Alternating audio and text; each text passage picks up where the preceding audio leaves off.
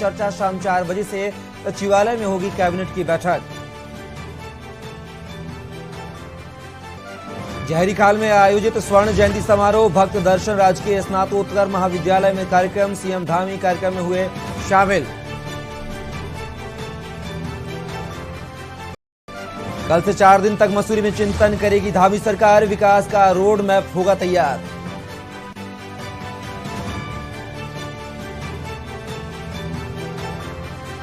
पर्यटन मंत्री सतपाल महाराज ने 20 करोड़ के विकास कार्यों का किया शिलान्यास, कहा सड़कों को गड्ढा मुक्त बना रही सरकार।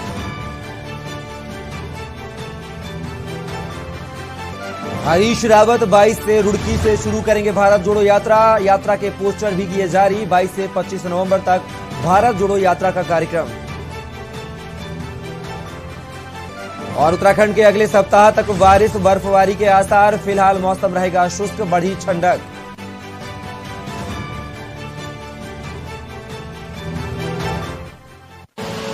आप देख रहे हैं के न्यूज, खबरों का सारथी। नमस्कार, खबर उत्तराखंड में आप सभी का स्वागत है। मैं हूं कपिल मिश्रा। खबरों में बात करेंगे पौड़ी की, जहां पर लैंसडाउन विधानसभा पहुंचे सीएम धामी।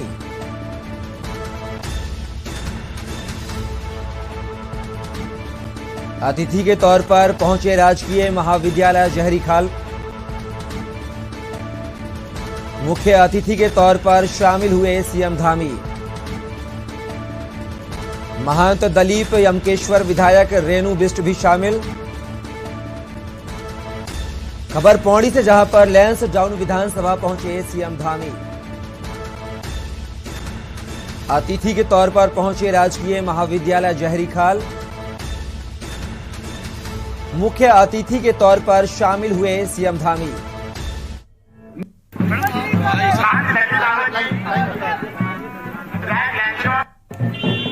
तस्वीरें लैंसडाउन की, जहां पर मुख्यमंत्री पुष्कर थे धामी। हमारे मध्य में खबर देहरादून से, जहां पर कांग्रेस का सचिवालय कूच का आह्वान। कांग्रेस के पूर्व प्रदेश अध्यक्ष प्रीतम सिंह का प्रदर्शन।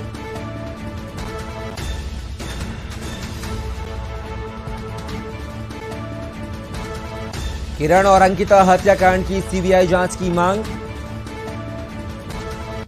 भर्ती घोटाले में लचर कानून व्यवस्था। साथ ही महंगाई और बेरोजगारी के प्रमुख मुद्दों के साथ सचिवालय का घेराव करेंगे। यहां पर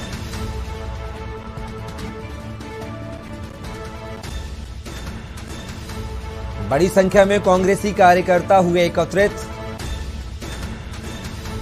प्रदर्शन में बड़े नेताओं ने बनाई दूरी। खबर देहरादून से, जहां पर कांग्रेस का सचिवालय कूच का आह्वान आज। कांग्रेस के पूर्व प्रदेश अध्यक्ष प्रीतम सिंह का प्रदर्शन। किरण और अंकिता हत्याकांड की सीबीआई जांच की मांग को लेकर सहित तमाम जो मुद्दे हैं, जैसे कि भर्ती घोटाले में लचर कानून व्यवस्था, साथ ही महंगाई और तमाम मुद्दों को लेकर, बेरोजगारी महंगाई के मुद्दों को लेकर आज सचिवालय का घेराव कर रहे हैं। बड़ी संख्या में यहां पर कांग्रेसी कार्यकर्ता एकत्रित हुए हैं सचिवालय के घेराव के लिए। लेकिन इस आयोजन से कांग्रेस के बड़े नेता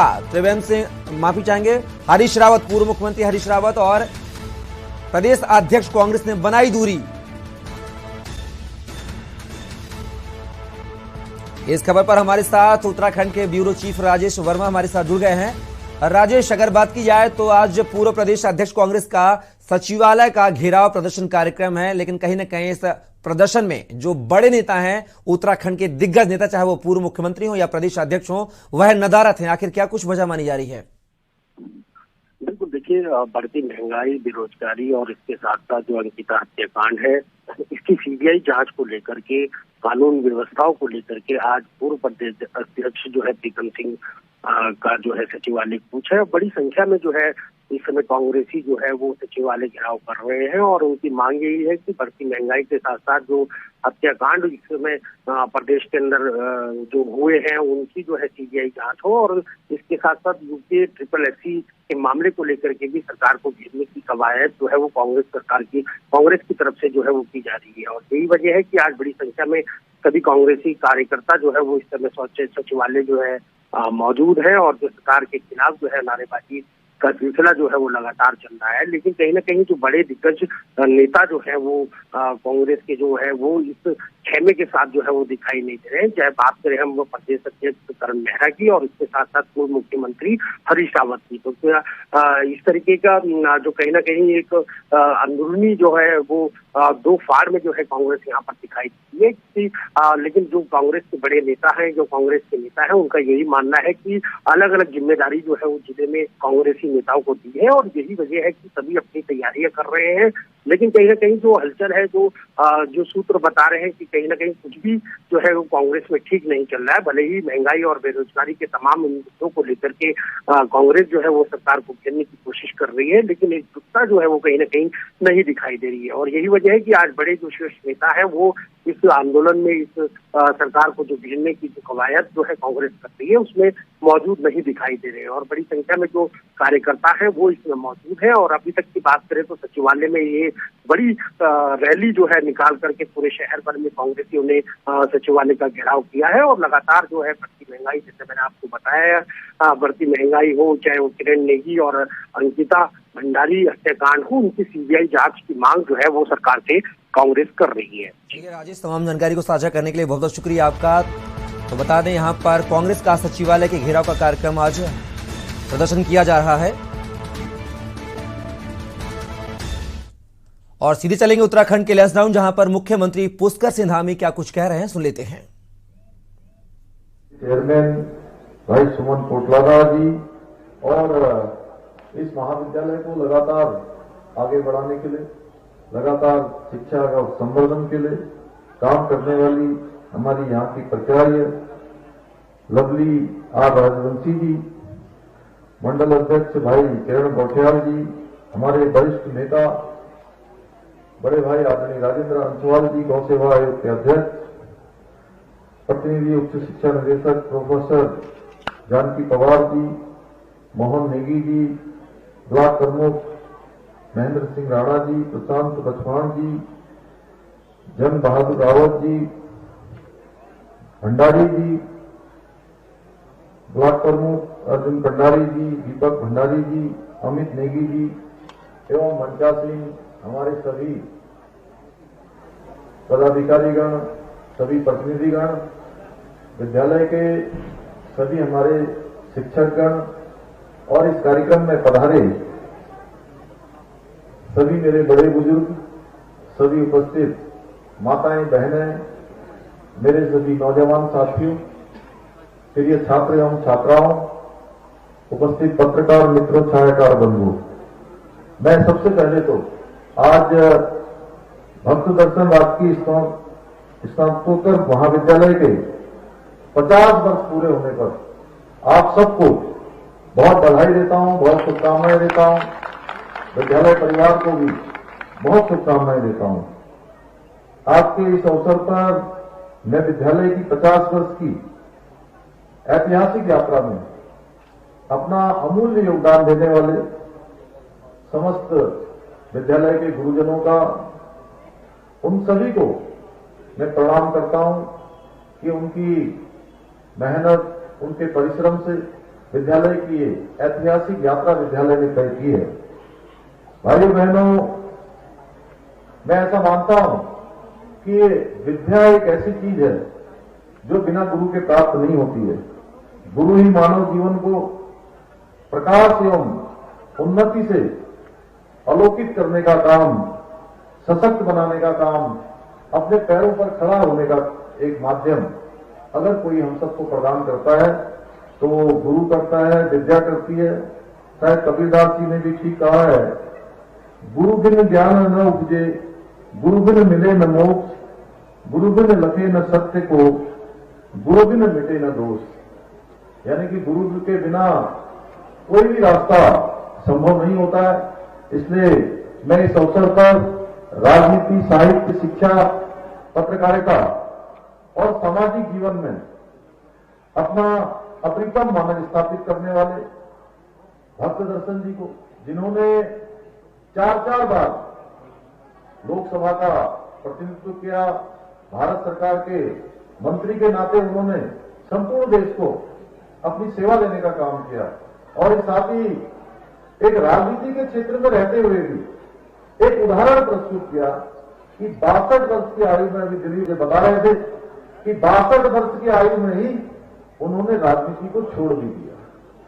एक आदर्श रूप में उन्होंने जितने काम हो सकते थे उन सभी कामों को किया। मैं उनको इस अवसर पर मैं उनको भावभीर्ण अपनी श्रद्धांजलि व्यक्त करता हूं।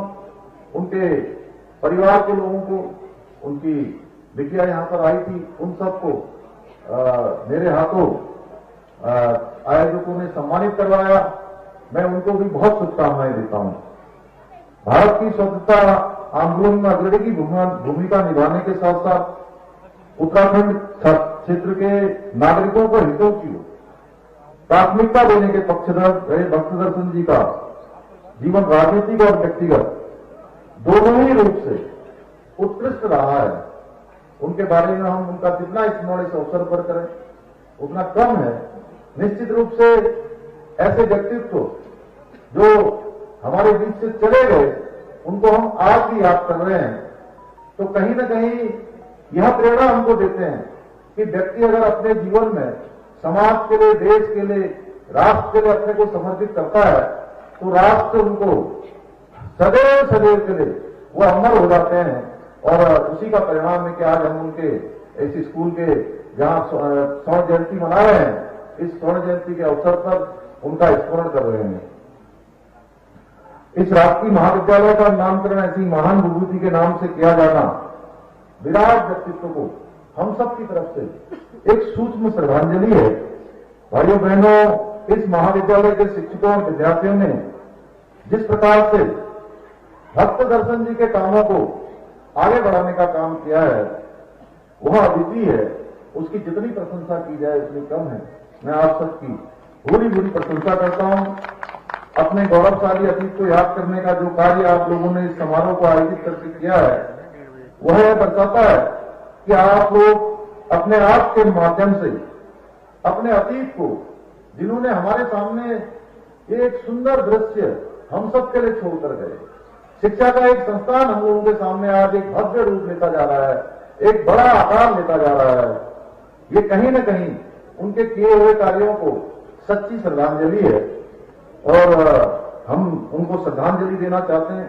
अपने प्रारंभिक काल से ही इस महाविद्यालय ने राष्ट्र निर्माण और प्रगति हेतु योग्य मानव संसाधनों को निर्मित करने का कार्य किया है। इस महाविद्यालय से निकलने वाले विद्यार्थी सामाजिक कल्याण के लिए सामाजिक क्षेत्रों में, राजनीतिक क्षेत्रों में, शिक्षा के क्षेत्रों में निरंतर कार्य करते आए हैं।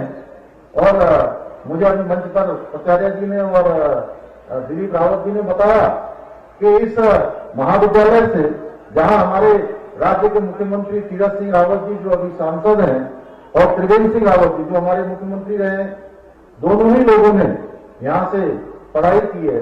निश्चित रूप से यह विद्यालय अपने आप में एक अलग प्रकार की छवि इसकी पूरे प्रदेश में और देश में जाएगी आने वाले समय में। सेना और पुलिस प्रशासन में भी अद्वितीय कार्य करने वाले अनेकों अधिकारी यहां से निकले हैं। इस महाविद्यालय से निकले हुए विद्यार्थियों ने हमेशा समाज को आगे बढ़ाने का काम किया है, समाज निर्माण का काम किया है। भाइयों बहनों, आपके इस अवसर पर इस महाविद्यालय से आप सभी ने देश और प्रदेश के विकास हेतु अपने दायित्वों का पालन किया है। उसी प्रकार आज हमारे देश के यशस्वी प्रधानमंत्री मोदी जी के नेतृत्व में एक आने वाले भविष्य की नींव रखी जा रही है। एक यशस्वी भारत बनाने का काम उनके माध्यम से हो रहा है। आदरणीय प्रधानमंत्री जी के नेतृत्व में आज देश के अंदर जहां संस्कृति के संरक्षण का ऐतिहासिक कार्य किया जा रहा है, वहीं भारत की युवा पीढ़ी, अभी हमने आजादी का अमृत महोत्सव मनाया है। आजादी की 50 साल 75 साल पूरे होने पर पूरे देश के अंदर अनेकों कार्यक्रम आयोजित किए गए। ऐसे कार्यक्रमों में हमने जहां आजादी के लिए जिन्होंने अपनी जवानी दी, अपनी जिंदगानी दी, अपने आप को लगाने का काम किया, खपाने का काम किया, उन सभी का हमने स्मरण किया।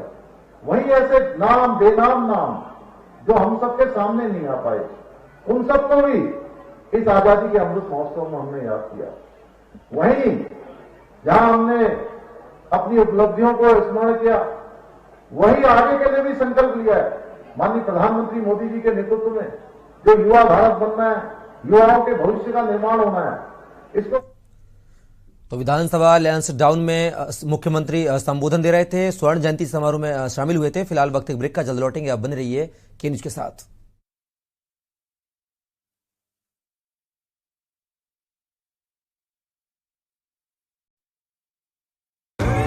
देखें कौन नया खिलाड़ी आया है, समझा देते हैं।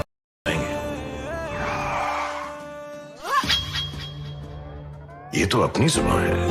जुबान एक हो तो दिल भी एक होने चाहिए। विमल बोलो जुबान केसरी।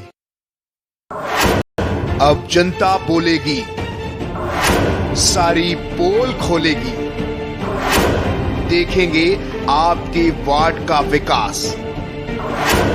क्या समस्याओं से मिली निजात? पब्लिक की पूरी हुई आस, मिस्टर पार्षद फेल हुए या पास? के न्यूज इंडिया पर देखिए वार्ड अदालत। आप देख रहे हैं के न्यूज, खबरों का सारथी। ब्रेक के बाद पुनः आपका स्वागत है। खबरों में बात करेंगे देहरादून की। देहरादून में जुगाड़ नामक वाहन पर परिवहन विभाग ने सख्त कार्यवाही करने का फैसला किया है। परिवहन अधिकारी सुनील शर्मा का कहना है कि साइकिल रिक्शा पर मोटरसाइकिल या फिर स्कूटर का इंजन लगाकर मॉडिफाई किए गए वाहन अवैध हैं। उन्होंने कहा कि ऐसे वाहन चालकों के साथ ही उन हार्डवेयर दुकान के मालिकों पर भी कार्यवाही की जाएगी जहां से इसके लिए लोहा मुहैया कराया जाता है। आपको बता दें कि इन मॉडिफाइड वाहनों पर सीमेंट और सरिया जैसा सामान लूटकर परिवहन किया जा रहा है, जिससे ट्रैफिक जाम और दुर्घटनाओं की स्थिति पैदा हो रही है। परिवहन अधिकारी का कहना है कि इस तरह से अवैध जुगाड़ नामक वाहन पर परिवहन विभाग समय समय पर कार्यवाही करता है, लेकिन इसके बावजूद भी वाहन चालक बाज नहीं आते हैं। वहीं अब परिवहन विभाग मामले पर सख्ती दिखाते हुए वाहन चालकों के साथ ही जो लोग इन वाहनों के जरिए अपना सामान लोड करवाते हैं उन पर भी मुकदमा दर्ज किया जाएगा। ये ज्यादा पॉल्यूशन यही फैला रहा है पूरे शहर में। ऐसे कई जो रिक्शे हैं वो चलते हुए पाए जाते हैं, जो कि मोटरसाइकिल का वो लगा रखा और पीछे से मॉडिफाई करे हुए हैं। ये सारे इलीगल हैं और इनके खिलाफ हम लोग समय समय पर अभियान चलाकर, पिछली बार भी हमने अभियान चलाए थे तो लगभग 40 से 45 इन रिक्शों को सीज किया गया था। ये लागू किया जाए कि देहरादून के अंदर कहीं भी इस तरह के रेड़े या ये मॉडिफाइड रिक्शे इनको ना चला जाए। इसके लिए हमने न सिर्फ अभियान चलाया है, बल्कि ऐसे हार्डवेयर शॉप्स जहां से कि ये लोहे के सामान लाते हैं, उनको हमने नोटिस प्रेषित कर दिया है कि अगर आपकी दुकान से ऐसा कोई रेड़ा सामान ले जाता हुआ पाया जाएगा तो सड़क सुरक्षा की दृष्टि से मुकदमा अगर लिखा जाएगा, उसमें उनको भी एक पार्टी बनाया जाएगा। खबर सितारगंज से है, जहां अस्पताल में उपचाराधीन युवक की मौत के बाद परिजन ग्रामीणों के साथ शव लेकर कोतवाली पहुंचे। उन्होंने कोतवाली के बाहर शव रखकर घंटों सड़क में जाम लगा दिया, जिससे सड़क के दोनों तरफ का आवागमन ठप हो गया। परिजन मामले में नामजद आरोपियों के खिलाफ सख्त कार्यवाही की मांग कर रहे थे। इस दौरान हिंदू संगठनों से जुड़े कुछ लोग भी आक्रोशित हो गए। आपको बता दें कि हल्द्वा निवासी मुन्ना लाल ने आरोप लगाया है कि 14 नवंबर को ग्राम हल्द्वा निवासी अरुण पुत्र कृष्णपाल साथी अजय के साथ बाइक से जा रहे थे, तभी बाइक असंतुलित होकर किसी व्यक्ति से टकरा गई। इस दौरान कुछ लोगों ने अरुण और अजय के साथ मारपीट की। कोतवाल भरत सिंह द्वारा बताया गया कि मारपीट की प्राथमिकता के आधार पर रिपोर्ट दर्ज की गई है। मेडिकल रिपोर्ट और शव का स्वास्थ्य परीक्षण की रिपोर्ट के आधार पर प्रकरण में अग्रिम कार्यवाही की जाएगी।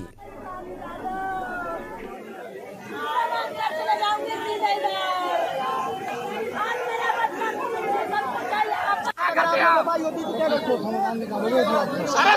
गाय का समाचार बंदा मर गया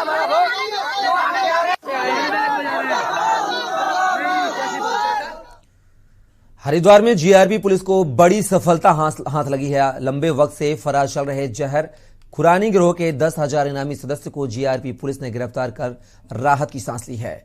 जहर खुरानी गिरोह के पिछले कई दिनों कई घटनाओं को अंजाम दिया गया था, जिसमें हरिद्वार रेलवे स्टेशन पर मुरादाबाद की महिला को बेहोश कर नकदी और मोबाइल चोरी कर फरार होने की घटना भी शामिल है, जिसके लिए जीआरपी पुलिस ने गिरोह को पकड़ने के लिए टीम का गठन किया था।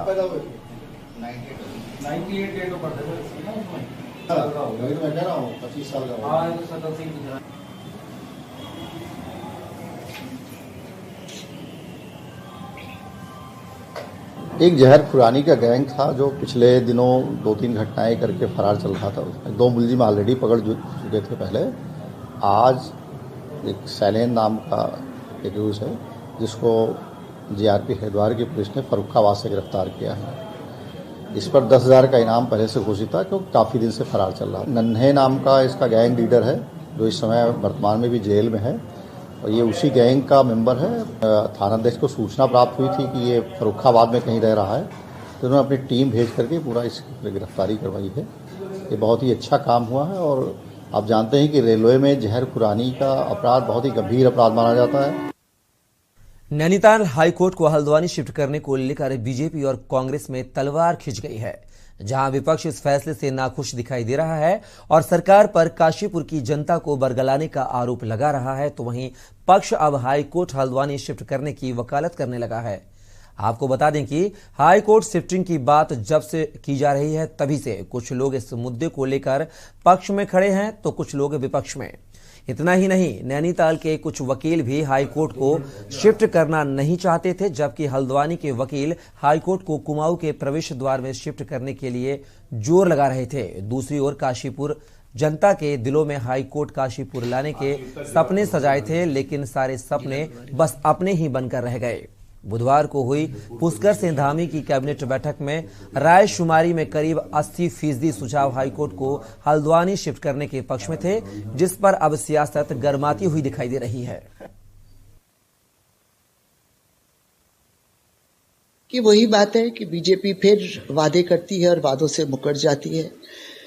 उसने वादा किया था कि सितारगंज, खटीमा और किच्छा में आपस में जोड़ते हुए एक रेलवे लाइन चलेगी, लेकिन अब वो आकर खर्चे की बात करने लगे हैं, जबकि इस बात पर ये कहा जाता है कि डबल इंजन की सरकार।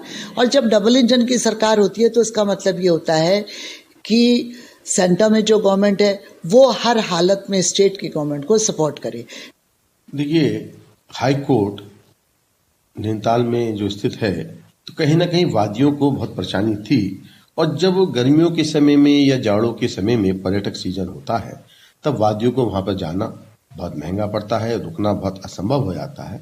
और गर्मियों में तो ऐसा भी हुआ है कि इतनी भीड़ नैनीताल में बढ़ गई कि हल्द्वानी से ऊपर जाने तक के लिए गाड़ियों पे पाबंदी लग गई। तो ऐसी परिस्थितियों में हाईकोर्ट को नैनीताल से स्थानांतरित करना अपरिहार्य था और बहुत आवश्यक भी है जनता की सुविधाओं को देखते हुए। उत्तराखंड प्रदेश कांग्रेस कमेटी आह्वान पर आज कांग्रेस कार्यकर्ताओं ने लालकुआं नगर में भारत जोड़ो यात्रा निकाली। यह यात्रा नगर कांग्रेस कार्यालय से शुरू हुई, जो कि संपूर्ण नगर के प्रमुख मार्गों से होते हुए कांग्रेस कार्यालय में संपन्न हुई, जिसके बाद कांग्रेस नेताओं ने भारत जोड़ो यात्रा के उद्देश्यों की जानकारी दी। यात्रा शुरू होने से पूर्व कांग्रेस कार्यकर्ताओं ने पूर्व प्रधानमंत्री स्वर्गीय इंदिरा गांधी को श्रद्धांजलि दी, जिसके बाद यात्रा शुरू हुई। बताते चले कि नगर कांग्रेस कमेटी के अध्यक्ष सरदार गुरदीप सिंह व कांग्रेस विधानसभा प्रभारी एवं पूर्व विधानसभा विधायक प्रेमानंद महाराज के संयुक्त नेतृत्व में सैकड़ों कांग्रेस कार्यकर्ताओं ने भारत जोड़ो यात्रा निकाली।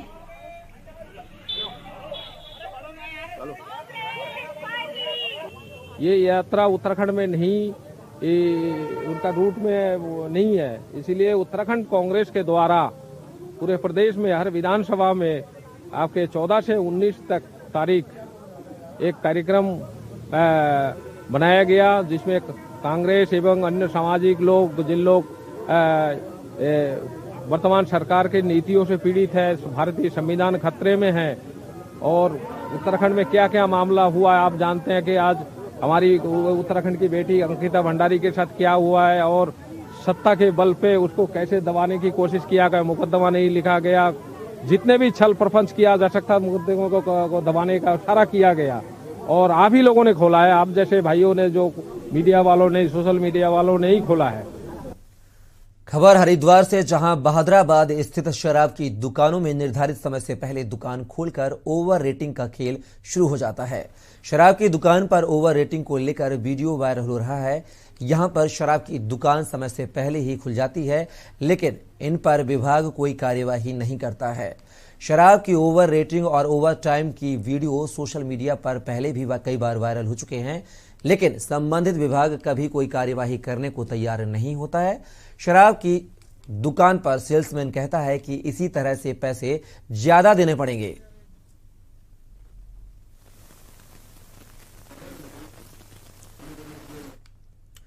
डोईवाला के जॉली ग्रांट एयरपोर्ट विस्तारीकरण से प्रभावित होने वाले लोगों ने अपनी मिट्टी, अपने खेत, अपना घर, अपनी दुकानें बचाने को लेकर विस्थापित क्षेत्र कंडल में महापंचायत की, जिसमें सैकड़ों की संख्या में लोगों ने शिरकत की। महापंचायत में शामिल हुए लोगों ने हुंकार भरते हुए कहा कि किसी भी कीमत पर हम इस बार अपनी जमीन नहीं देंगे।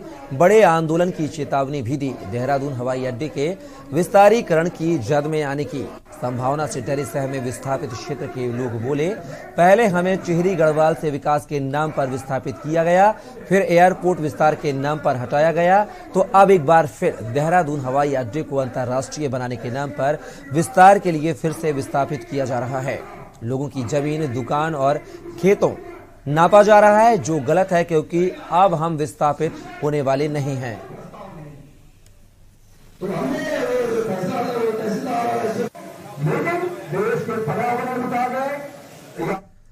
फिलहाल खबरों में बस इतना ही। आप बने रहिए के न्यूज इंडिया के साथ।